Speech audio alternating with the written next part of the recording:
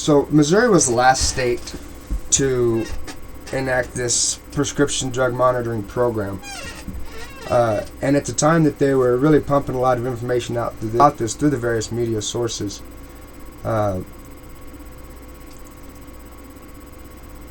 it was being put out as a really good thing to do. Because, I mean, I agree. I don't want people to be overdosing on drugs left and right.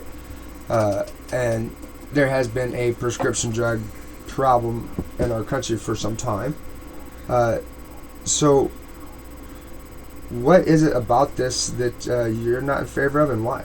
Alright, so first off, like I said, we weren't the bottom in the nation. We weren't the bottom half of the nation. We were 19th top in the nation, meaning we were not having a huge amount of deaths. Okay. We're having a lot, and any deaths is bad. Yeah.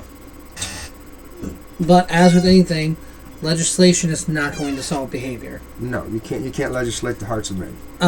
And so with that, the fact that legislation's not going to, my first problem is if they can't get it from the doctor, they're going to turn to the streets. And they're going to get much worse off the streets than they are from the doctor. So going on past that, the General Assembly has promised us that this statutory law will not be used to take our guns. That's because the current General Assembly doesn't want to. 10 years from now, 20 years from now, we have a blue shift. We have a group come in and want to take our guns. Right, okay, I see what you're saying. They can just rewrite the statute to allow it to be used by the government to compare to gun registries. Okay, alright, so it would be kind of like yet another version of red flag law type stuff. Yeah. Okay, alright. Yeah, no, I'm definitely I'm not a fan of anything when it comes to anything that can be used against us to take away our firearms. Me personally, while I used to carry the opinion and belief structure that I think that so long as a person has not been convicted of using a gun to commit a felony crime, that they should not have their guns taken from them. There was a friend of mine who made a statement that he wanted to take that further. We have, or are supposed to have, our American citizenship rights that are given to us by our Creator, recognized by our government. It's not a right if they can take it from you. It's really a privilege, number one. Number two, you're fun. Number two, being it's the Second Amendment in the Constitution, and it has, as far as I know, the only one that has a directive immediately following it says shall not be infringed. Either you're a free American or you're not. If you're, I now carry the opinion that if you honestly, truthfully believe that this guy, this woman over here should not ever have a gun for the rest of their life, then they should probably be locked up because they've done something to gather that opinion about themselves. Yeah. So, yeah, that being what it is, we're not on the Second Amendment subject right now, but I guess we can roll right into it because the conversation's going that way. All right, so, man, I was so pleased and so happy when SAPA passed. A lot of people are. I still like the SAPA. I think it's a step in the right direction, particularly considering, and I don't want to get too much into it because this is about local politics, not about national, even though local does have an effect on the national overall. But it is definitely non-debatable that on a larger scale, our Second Amendment is being infringed everywhere we turn. Yep. So I was very happy about SAPA. If I remember right in our conversations beforehand, you're looking at it from a different angle. What's going on there? I like SAPA. I just don't think SAPA's strong enough at the moment. Okay. It's great that we can't enforce federal gun laws. How much does that matter when Missouri gun law mirrors federal? Your sheriff can't arrest you and get you on a federal charge for unlawfully owning a machine gun, but guess what? Missouri law says you can't own that machine gun either, so we're going to arrest you on a state charge. They can't arrest you federally for it, but every chance they get, they can try and take it on a state level. On illegal possession, or just you not having the right to own it. we have a right to bear arms or we don't. Yeah. I think firmly that in order to best counter government, you have to have a right to own what the government can own. Mm-hmm. That kind of gives a bit more of a level playing field in the event that you have to defend your home or family. So that's where I'm at with it. I want to strengthen gun laws in Missouri by repealing current gun laws. I want to strengthen SAPA by making sure when we say you cannot enforce federal firearms laws, that means let's take the Firearms Hearing Protection Act. Mm-hmm. That means that when we pass the Hearing Protection Act and we say you can walk down to your local gun dealer, your local gun shop, and buy your suppressor that they're allowed to carry and sell, it was made in Missouri. Mm-hmm. It was bought in Missouri, and it stays in Missouri. So similar to what Texas did with their suppressor laws. Yeah. Okay. So federal cannot get involved in it. There was no interstate commerce. It was all intrastate. Okay. All right. On that note, since we're talking about SAPA, I would also just in general like to see us become the nullification state. What do you mean by that? We have a 10th Amendment, and I believe we should better enforce that. We have the right to tell the federal government no. Anytime we feel that they're overstepping their bounds, we should take up the opportunity to say no, we're not going to enforce that. Here in Missouri, we've started that with medical marijuana. Yes, okay. And that's the thing that a lot of states are doing that people don't think about. That is states enforcing their 10th Amendment rights. They have a right to tell the feds no, and they're doing it. And on the medical marijuana law, if I understand right, a part of the way that that's working is that these are Missouri licensings that are being issued for use. These are Missouri licensings that are being issued for growth. So the production and the end use of the product all stays in our state. Yep. Okay. All right. And that's part of the idea there. And, I think the biggest thing with this and with all of it is at a certain point, the federal government has to admit they don't have enough agents to enforce their law everywhere without state help. Yeah. If we say no, we're not enforcing your marijuana laws, they don't have enough federal agents to force us to. Okay. They don't have enough federal agents to do it on their own. They don't have enough federal agents to enforce their gun laws. Okay. So let's jump over onto this one here. Agree. Our teachers are not getting paid enough here in Missouri.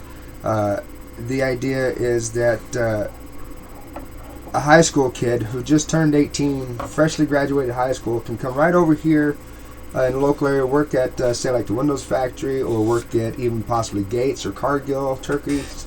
As soon as they start, they're making more money than their teacher did. So I think most people would agree that our teachers should be getting paid better, and I think you agree with that too. So yeah. What would you say is the defining difference between you wanting to get the teachers paid better and Willard Haley wanting the teachers to get paid better? I think the defining difference would be I would want to make as close to as possible all of it. If the state determines to do it, again, back to the Hancock Amendment, okay. We aren't to have unfunded mandates. What does that mean? An unfunded mandate is the state tells a political subdivision, so your counties, your cities, your schools, they have an elected school board, they are a political subdivision. Okay. They're a municipal subdivision, but still. Yeah, it's political. They tell them, you have to fund, here's what you have to provide, here's what you have to do, and you fund it, we're not giving you any money. Right now, he is doing a 70-30, and talking with one or two local superintendents, their big concern is, well, where's that 30 coming from? What do you mean by 70-30? You talking about budget? State would pay 70. Okay. Locals have to fund 30% for 5 years. Then it switches up. Meaning local ends up paying more? Yeah. Oh, okay. That's my understanding, at least. I might be wrong. Okay. If I am, I'd be happy to correct myself. So that would be a potential increase in taxes as we move forward. Yeah. Okay.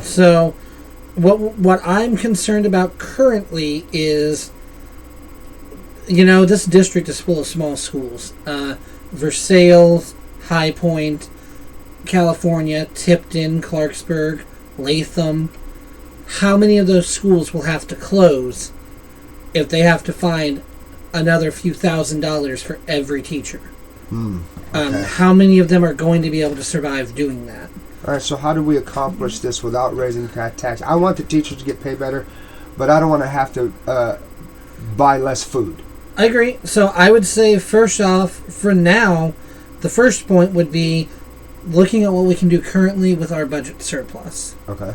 Education's already one of the top funded things we have. It is. We can also look, can we cut the budget elsewhere? Maybe we could cut the budget all throughout the state. There's fat that can be trimmed. Okay. So what you're saying is, okay, let's look where we can trim this so that we can fund this with the budget we already have. Exactly. Okay. I don't want to throw any one person under the bus right now because I don't know everything about the budget. I'll admit it. I try to. I will admit I work at the legislature right now, so I try to stay informed on that. But I don't know it all. So I want to look at where can we trim fat so that a way we can pay the teachers more and not make it an unfunded mandate. Not tell the school, hey, Tipton, I know that you guys just had to pass a bond issue 3 years ago so you could fix your HVAC system. Now we need you to pay 30% and possibly increase that later on down the line of the teachers' budgets added on. And, my real big preference would be we find a way to do it without a state mandate. I would prefer if schools themselves could find ways to fund it without the state telling them they have to. I really am not a big fan of the state stepping on local toes, just like I'm not a big fan of federal stepping on state toes. Yeah. Each of them have a different division, and each of them should stick with it. You said I work in the legislature. I try to keep up with. I don't know it all, and I'm trying to keep learning. That's good. I'm actually quite glad to hear that. Just in case anybody out there has if you don't know them, why would I vote for you kind of thing? I'd like to make it a point to say that I think we have too many know-it-alls in our governments at all levels as it is right now. Know-it-alls think that they know the answer, how to tell you what to do, and not go searching out with the people for an answer. So thank you for being human about it. And on that note, I would also add, so I'd like to get rid of property tax, but if we're looking at current property taxes, I think there's a misconception there that could help us here. Okay. General perception is the county keeps all that. Okay. The counties generally keep 15 to 25% of it. What do they do with the rest of it? State. Oh. The state takes the vast majority of property taxes. So with that, maybe that's a way we can fund this. Okay. We let the counties keep more of their property tax so long as we have it. Okay. If we have to have it, and the county has to send the collection notices, the county should keep it. Right quick, will you again, just in case I've lost it because we had technical difficulties earlier, where is District 58? District 58 is Morgan County, Montauk County, and the California and Clarksburg school districts of Cooper County. Okay, so that's what you mean when you talk about sliver of. Yeah. Okay, all right. So the thing that she came up with that I thought was really good is of the various counties that is being represented in District 58 of Missouri, what troubles or etc. Do these counties have in common that you feel you could be helpful with? I think they're ignored. Not necessarily by Willard, but I think in general on the state level they're ignored. Okay. They're super close to Jeff City, but yet I think they're small enough that no one cares. Okay. And I'd like to let them be heard in whatever way we can. So little guys are getting overlooked too much. Yeah. Okay. On that note, I'd like to make sure that I can represent each individual township. I intend to go to every city hall meeting that I can. Some of you guys meet on the same nights. You should stop doing that so I can make more of your meetings. Looking at you, Versailles in California.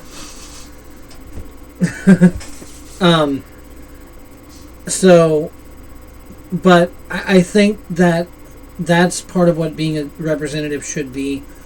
Going to the school board meetings, going to the city hall meetings, going to county commission meetings, making sure you're hearing from the people who were elected by the people locally, and hopefully you can hear from parents at the school board, you can hear from concerned citizens at city hall. Okay. That's what I think needs to be done, and that's part of the job. Is you go to these meetings, I hear you, let's talk about how to fix it. So what do you feel your job duties are as should you become representative of District 58? But I think you just laid that out pretty good, actually. So I think it's listening to the people, and I may not always change my opinion, but I can assure you, if you elect me, I'm willing to sit down. I'm willing to have that conversation with you. Okay. You may not change my mind. We may walk away disagreeing, but hopefully we can walk away with an understanding that we were both heard. Most importantly, you were heard by me. Wow. And hopefully you can respect my opinion afterward. And I will respect yours. So I believe that we can both agree overall on the idea that anytime you're running for an elective office, it's really not a good idea to do a smear campaign against your competitors. I agree. Okay. And I'm happy to say neither Willard nor I have done that towards each other, and at least I hope he doesn't feel that way. And again, if he does at all, I'd be happy to talk with him. Sure. And lay that out to the public that that's not what I intended. All right, so as a way to counter that kind of thought even growing on people, I will ask of you, tell me one good thing that you feel our current representative has done. He's currently sponsoring a House bill to make it so that barbers or cosmetologists in general can be allowed to work more time out of their own office. So go to nursing homes, go to in-home clients that they may have, and be allowed to work there. Right now, I believe it's around 50% of their time must be spent that's right. In their place. And he's working on a bill that would allow them to spend more of their time seeing taking clients. Their service to the client. Yeah.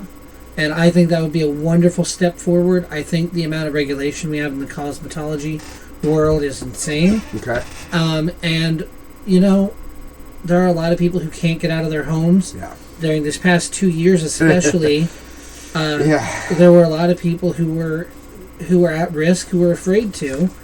And they shouldn't be denied the ability to get a haircut or get their makeup done just because they can't leave their home. Yeah. Okay. I can see that.